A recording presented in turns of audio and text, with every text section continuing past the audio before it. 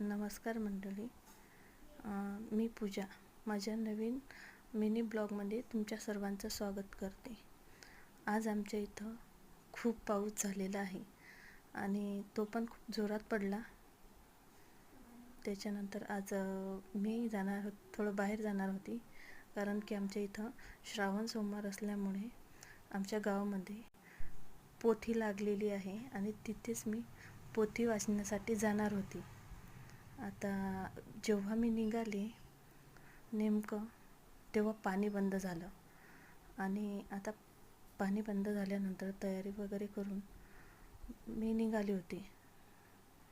निघाल्यानंतर माझे मुलं आहेत ना, ते गेटजवळ बसलेले होते आणि ही माझी लहानी मुलं ती माझ्या मागं येण्यासाठी लागली की मी तुझ्यासोबत येते म्हणून. तिथं गेल्यानंतर आमच्या इथं जे पोथी वाचणारे दोन्ही काका आणि दादा आहेत, त्यांनी पूजा वगैरे करून घेतली आणि त्याच्यानंतर पोथीला सुरुवात झाली. पोथी फोडणे आणि पोथी सांगणे हा पोथीचा नियम. त्यानंतर दादांनी पोथी फोडून सांगितली आणि मी पोथी वाचली. आज पहिल्यांदा मी पोथी वाचून पाहिलेली आहे. त्याच्यानंतर मी पोथी कशी वाचते ते पहा.